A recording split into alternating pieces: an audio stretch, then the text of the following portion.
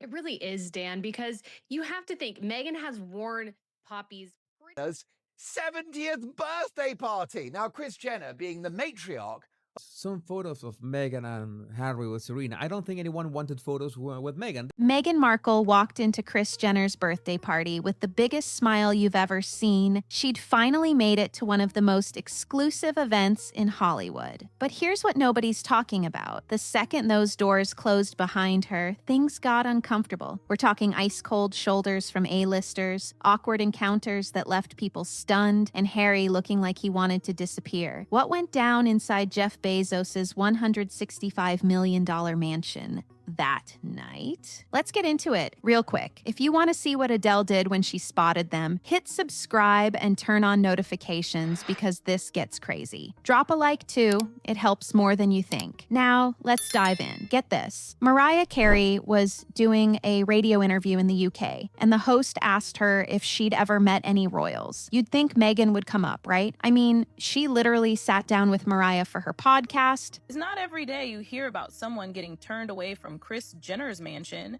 but when that someone is Meghan Markle. Not that long ago, but Mariah's response, she went straight to talking about Fergie. Fergie, the Duchess of York, who hasn't been a working royal in decades and whose reputation has been all over the place. But she remembered her. Meghan didn't even register. It's like Mariah's brain just completely skipped over the fact that she'd ever met Meghan Markle. And if you know anything about Mariah, you know she's a master at this. She can make someone feel invisible without ever saying a single negative word. That interview was a masterclass in selective memory, and honestly, it was brutal. Now imagine both of them at this party. Mariah Carey floating around Jeff Bezos' mansion in full diva mode, and Meghan desperately trying to network her way into relevance. People who were there are dying to know if these two even crossed paths, if words were exchanged, or if Mariah just glided right past the Sussexes with that signature detachment she's perfected over the years. Harry and Meghan have done crazy things once again, and don't worry, we will catch up on them. I have lots of thoughts, you better believe it.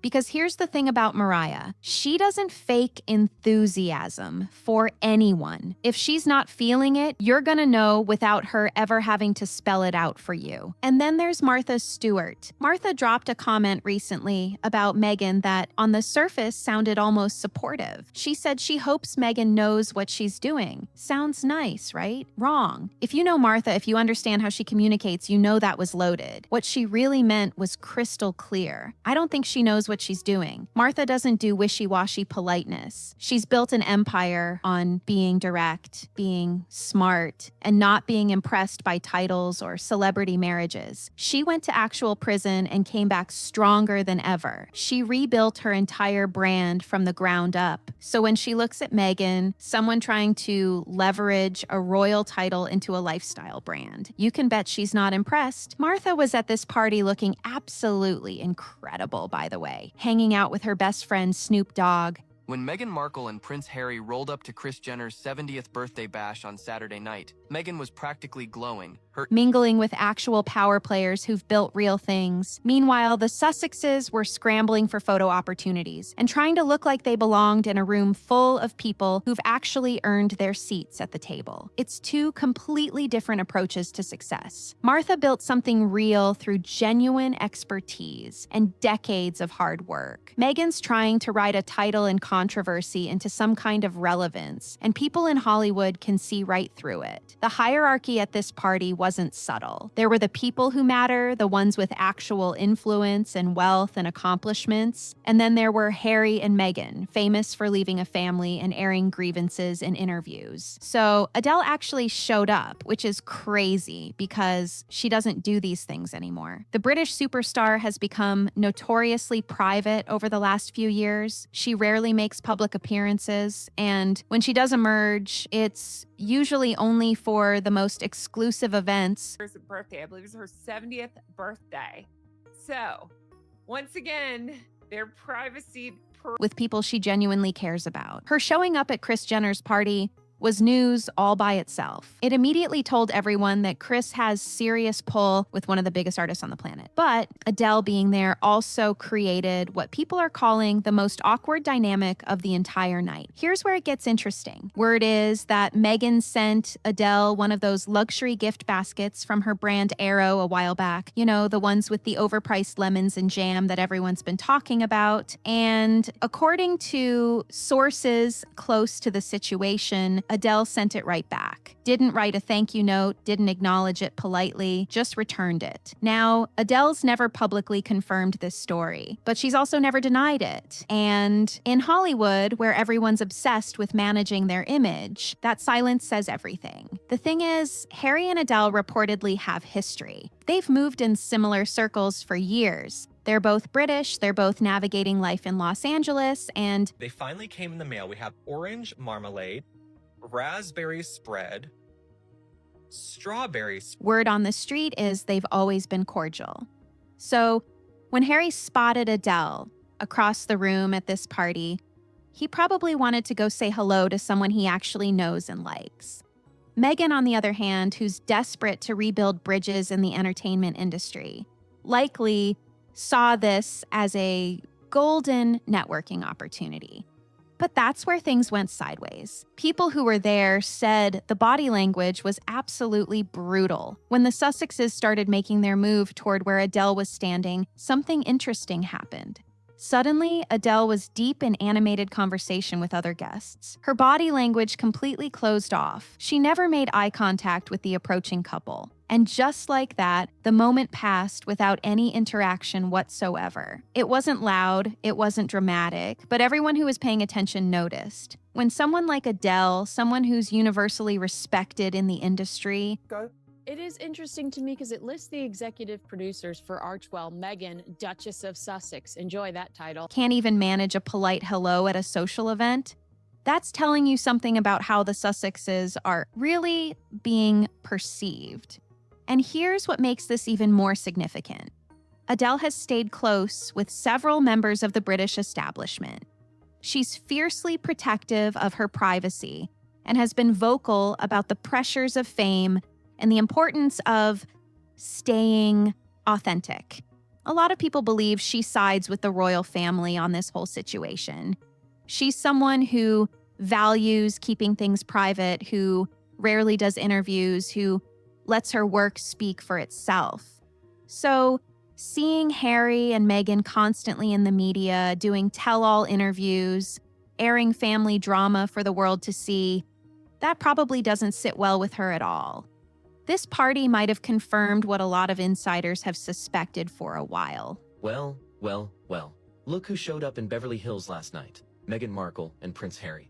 The same couple who swore they... Now, Adele's made her choice about where she stands, and it's not with Team Sussex. While all this Hollywood drama was unfolding at a billionaire's birthday party, something way more significant was happening thousands of miles away. The royal family was at the Cenotaph in London, the most solemn and sacred event on their entire calendar. This is Remembrance Day, the day Britain honors its fallen soldiers, the men and women who gave everything for their country. It's not a photo op, it's not a networking event, it's genuine duty and service. And the contrast between what was happening in Beverly Hills versus what was happening in London couldn't have been more striking. King Charles was visibly emotional throughout the entire ceremony. At 76 years old and still recovering from his health challenges earlier this year, he stood there with tears in his eyes, laying a wreath, honoring the sacrifice of countless veterans. This wasn't performative emotion. This was real. The institution and the country that she married into. I would tend to agree.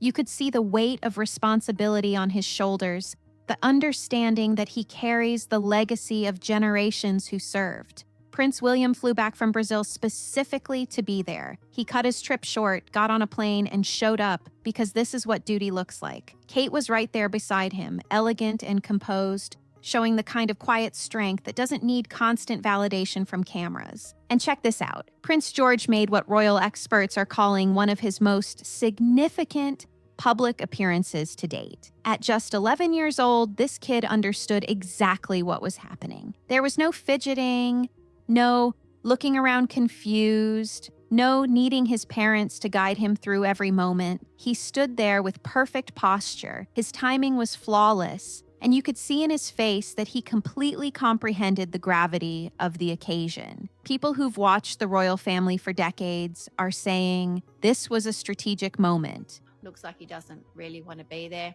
He's a bit like a Harry, I guess. But now I'm going to show you some George is being prepared for what's coming.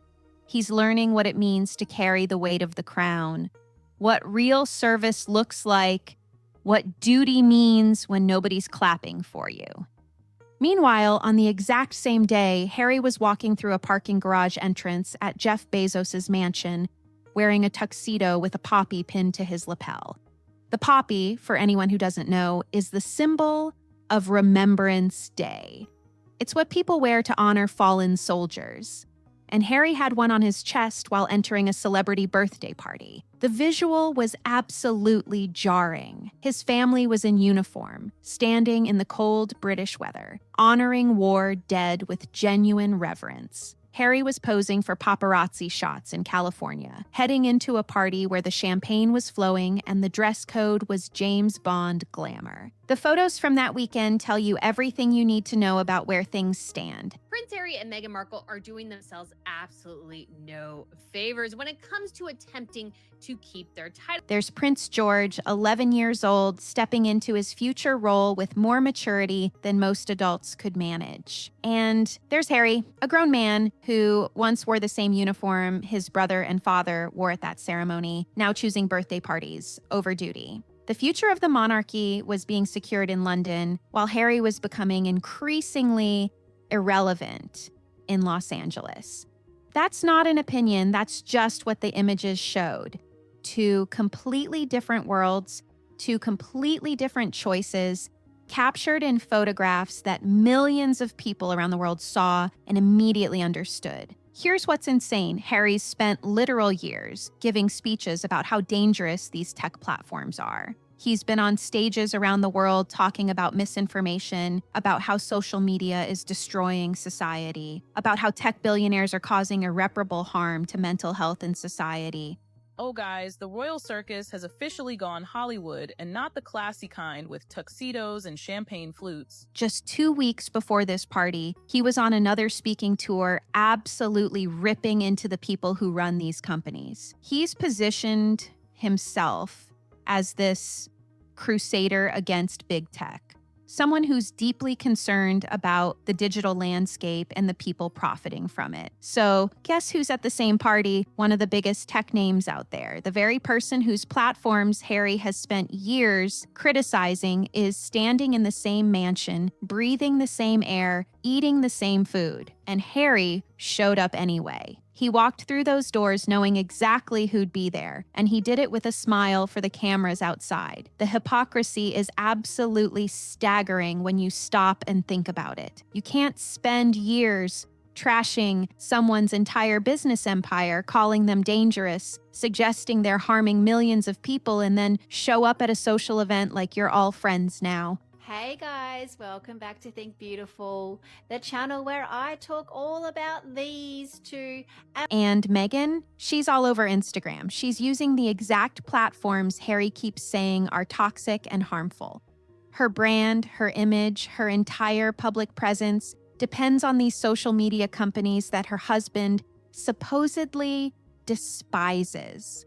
She's posting curated photos, building her follower count, trying to leverage her online presence into business deals. Meanwhile, Harry's out there giving speeches about how these same platforms are ruining lives. The disconnect is wild. They want it both ways. They want to criticize the tech industry while simultaneously benefiting from everything it offers them. Harry's face the whole night told the story nobody wanted to say out loud. He looked uncomfortable, he looked trapped, he looked like someone who knows he's completely sold out his principles for a chance to rub shoulders with Hollywood elite. As Harry and Meghan are the definition of excess in the absolute worst way. And if Charles doesn't... This is a guy who once had actual purpose, who served in the military, who did meaningful charity work. Now he's standing in a billionaire's mansion, surrounded by the very people he claims to oppose, and he can't even fake enthusiasm anymore. You could see it in every photograph from that evening. This isn't where he wants to be, but this is where Meghan's ambitions have taken him. You can't trash someone's entire business and then show up at the same party like nothing happened. You can't position yourself as a champion against big tech while your wife builds her brand on Instagram. You can't give speeches about the dangers of wealth inequality and then party with people whose net worth could fund entire countries. That's not activism. That's not taking a stand. That's just performance. And people are starting to see right through it. This party might have been the moment when even Harry realized how far he's drifted from anything resembling authenticity or genuine conviction. This video is going to upset a lot of people.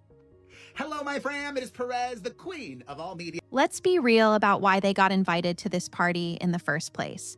It wasn't because Kris Jenner values their friendship or considers them part of her inner circle. It wasn't because they bring something meaningful to the entertainment industry or have built impressive careers in Hollywood. They were invited because of their entertainment value. That's it. That's the whole reason. Kris Jenner understands better than almost anyone how to create buzz and generate media attention. Having the Sussexes at her birthday party guaranteed that every outlet would be covering it, that social media would be talking about it, that the event would get far more attention than it would have otherwise. That's what they bring to the table now. Not accomplishments, not talent, not creative output that anyone's excited about. Just the ability to generate headlines simply by showing up somewhere. Posts that she has sent Kris Jenner this package. Now, I don't know why this feels a little bit And here's what makes that kind of fame so precarious. It doesn't build toward anything. When you're famous just for being famous, when your value is purely in generating buzz rather than creating something people actually want, you're constantly one news cycle away from irrelevance. The entertainment value they provide is based entirely on their story, on the drama surrounding them, on people's curiosity about what they're doing now. But that story is getting old. People have heard the grievances, they've seen the interviews, they know the narrative. At some point, showing up at parties stops being interesting news. Look at who else was in that room. Jeff Bezos was there, worth hundreds of billions of dollars. Think about what that represents. That's not inherited wealth. That's not fame from being born into the right family.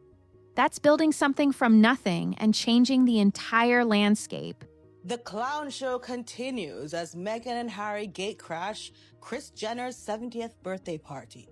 Of how commerce works in the modern world. The Kardashian-Jenner family includes multiple billionaires. Say whatever you want about how they got famous, but they turned that fame into actual businesses that generate real revenue. They understood that fame alone isn't enough, that you have to build something tangible if you want lasting success. Oprah Winfrey was at that party, worth an estimated $3 billion. Oprah built a media empire through decades of consistent work, genuine connection with audiences, and smart business decisions. When Oprah endorses something, it matters. When Oprah creates content, people watch it. She's earned the influence she has through relentless effort and authentic engagement with what audiences actually want. These are people who've built actual empires, who've created real wealth through vision and execution. And then there's Harry and Meghan, famous for leaving a family and talking about leaving that family in every interview anyone will give them. Soon as the photographs were put out of her stepping out of the vehicle, one noticed that she did not have on the poppy. The gap between them and everyone else in that room isn't just about money. It's about what they've actually accomplished, what they've built, what value they've created in the world beyond just being talked about. Their Netflix deal has underproduced underperformed. That's not speculation or harsh criticism. That's just the reality of what's happened since they signed that contract. They got paid millions up front, and what have they delivered that's moved the needle for Netflix? What content have they created that people are genuinely excited about, that generates the kind of viewership numbers that justify the investment Netflix made in them? The answer isn't much. The projects they've released have gotten attention mainly because of who they are, not because of the quality of the content itself. Spotify dropped them after their podcast. Archetypes failed to deliver the content and numbers the platform expected. One season. That's all they managed to produce before the entire deal fell apart. When Meghan Markle and Prince Harry rolled up to Kris Jenner's 70th birthday bash on Saturday night, Meghan was practically glowing. Spotify signed them expecting they'd create compelling content on a regular basis, that they'd put in the work required to build and maintain an audience. Instead, they delivered one season and then the relationship ended. That's not Spotify being unreasonable. That's Spotify making a business decision based on performance. When you're getting paid like top-tier content creators, you're expected to perform like top-tier content creators, and they didn't. Meghan's lifestyle brand keeps getting delayed, with excuse after excuse about why it's not ready to launch. Every few months, there's another announcement about how it's coming soon, about how they're working on it, about how it's going to be amazing when it finally arrives. Meanwhile, other celebrities and influencers launch lifestyle brands all the time. They navigate trademark issues, they figure out manufacturing and distribution, they build websites and marketing campaigns, and get products into consumers' hands. Harry slightly overshadowed his brother's efforts this week by rocking up in Canada. It's not easy, but people do it constantly. The fact that Meghan's brand has been perpetually about to launch for this long raises questions about whether there's actually a clear vision behind it or if it's just something that sounds good in press releases.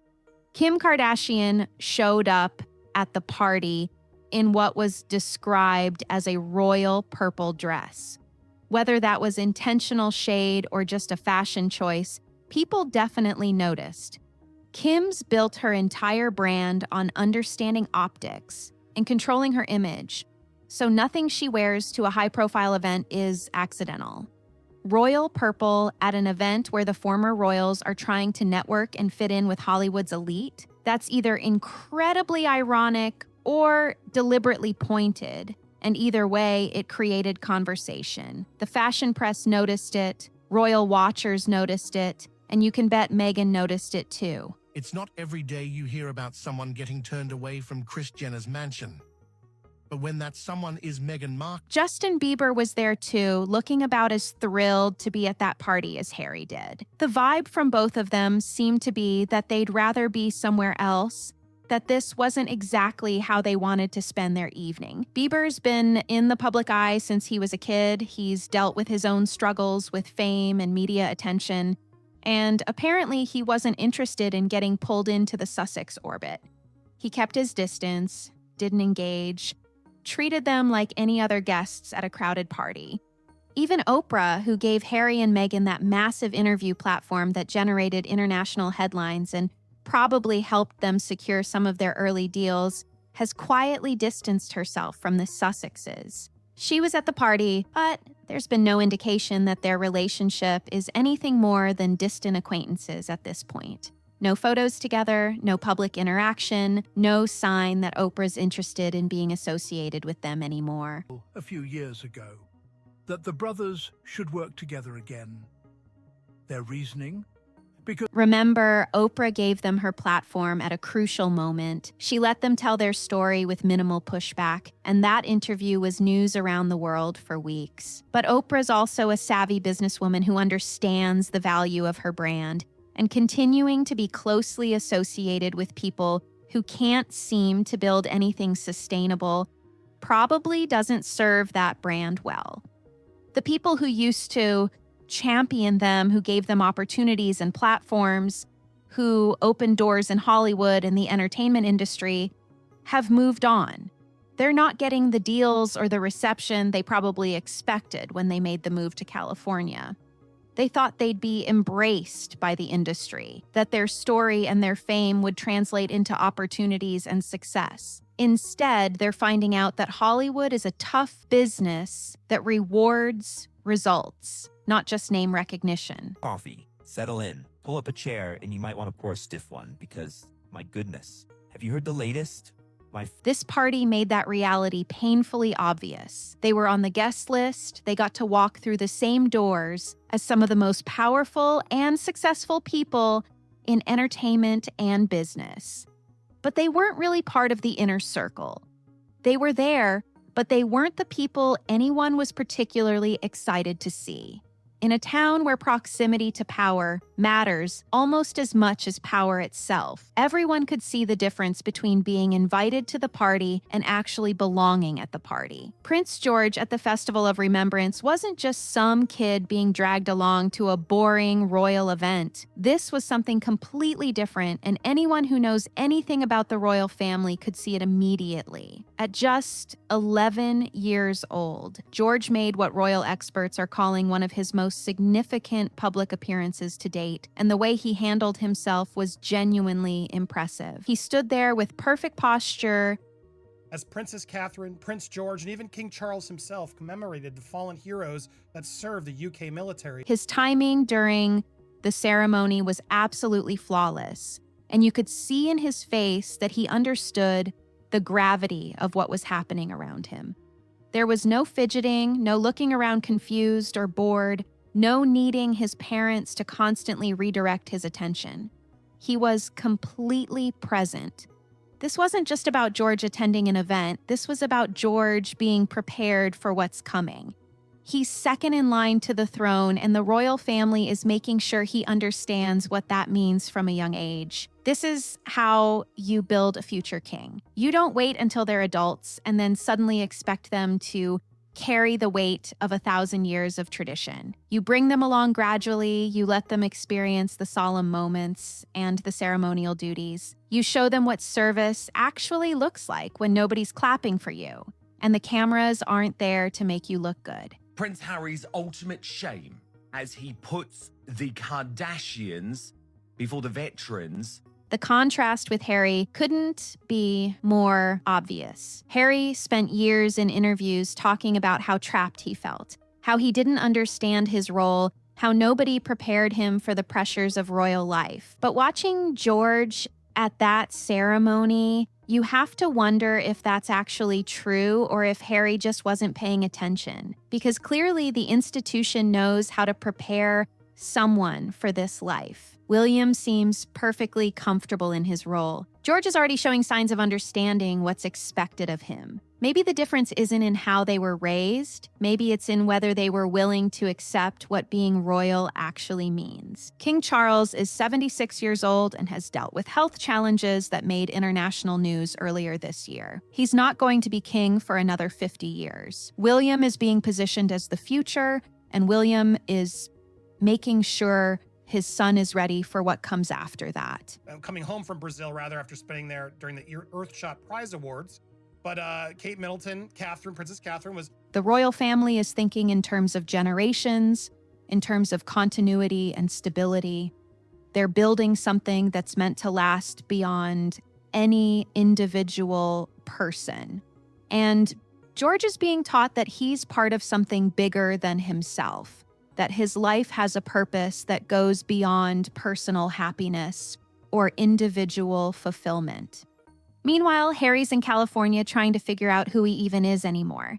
He left the institution that gave his life structure and meaning, and what has he replaced it with? Deals that fell apart, content nobody's watching, showing up at celebrity parties where he looks miserable. George is learning what it means to serve something greater than yourself. Harry's learning what it means to be on the outside looking in. At 11 years old, George is being prepared to one day be king. At 40, Harry's being prepared for nothing except maybe another round of interviews When Meghan Markle and Prince Harry rolled up to Kris Jenner's 70th birthday bash on Saturday night, Meghan was practically glowing, her ear-to-ear where he complains about the family he chose to leave. The future of the monarchy is being secured in real time, and Harry's not part of that future. He gave it up, and now he gets to watch from thousands of miles away as his nephew steps into everything he used to have. The title, the respect, the sense of purpose, the actual importance in the world, all of it is passing to the next generation, and Harry's on the outside. That Remembrance Day weekend made it brutally clear. While George was learning what duty looks like, Harry was networking at a birthday party. While the royal family was honoring sacrifice and service, Harry was posing for paparazzi in a tuxedo. The future's being built, and Harry's not part of it anymore.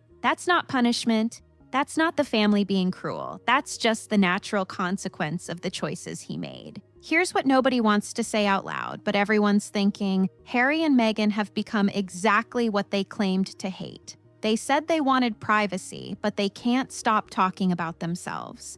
Now, Harry and Meghan, they were spotted at this star-studded Hollywood gala just hours before heading to Kris Jenner's 70th birthday. They said they wanted to escape the spotlight, but they're at every high-profile event they can get invited to. They said the royal family was too concerned with image and appearances, and now they're the ones desperately trying to maintain relevance in Hollywood by showing up at parties and getting photographed. The irony would be funny if it wasn't so sad. That weekend really was the perfect summary of where things stand now. On one side, you have the working royals doing what they've always done, showing up for duty, honoring tradition, preparing the next generation to carry on after them. No drama, no complaints, no need for attention or validation from anyone, just quiet service to something bigger than themselves. And on the other side, you have Harry and Meghan at a celebrity birthday party, looking uncomfortable and out of place, trying to network with billionaires and reality TV stars, like that's somehow the life they were meant to live. Meghan Markle is drawing attention not only for her unexpected return to the screen, but also for her latest images, which have left many questions. The contrast isn't just about one weekend or one set of events. It's about two completely different approaches to life and what matters. George is being taught that his life has meaning because of what he can give to others, because of the service he can provide, because of the duty he'll carry. Harry's apparently decided that his life has meaning because of how famous he is, how much money he can make, how many deals he can sign. One of those approaches builds something lasting. The other one leaves you standing awkwardly at parties where you don't really belong, hoping someone important will talk to you. And the saddest part? Harry used to understand duty and service. He was good at it. The Invictus Games was genuinely meaningful work. His military service mattered to him and to the people he served with. When he was doing that kind of work, he seemed happy, fulfilled, like he'd found his purpose. Now he's chasing celebrity and relevance in an industry that doesn't really want him except as a curiosity. I noticed that Harry turned up with a poppy on, which I think is fabulous as well, but I did see that as a bit of a sign of him pining for his past and his... As the guy who left the royal family and might say something dramatic in an interview. That's not a career, that's not a legacy, that's just being famous for being famous. And that runs out eventually. The royal family has moved on. They're not sitting around hoping Harry comes back or waiting for him to figure things out. They've got George ready to step up. They've got William prepared to be king. They've got work to do and traditions to uphold, and they're doing it without Harry just fine. Better than fine, actually. There's less drama, less distraction, less having to worry about what's going to end up in the next interview or the next book. The institution he left behind is doing exactly what it's always done, continuing on regardless of who comes or goes. That's probably the hardest truth for Harry to accept. He thought leaving would make them realize how much they needed him. So it hasn't even been a full day and the Daily Mail is already up Harry's ass again. So in my previous video, How important he was to the whole operation. Instead, they just kept going. The work continued, the events happened, the next generation got prepared, and none of it required Harry to be there. He made himself irrelevant to the thing he was born into, and now he's discovering that making yourself relevant in Hollywood is a lot harder than he thought it would be. especially when your main qualification is that you're mad at your family and willing to talk about it publicly. So that's where we are. George at 11 is already more prepared for his future than Harry seems to be for his, and Harry's had 40 years to figure it out.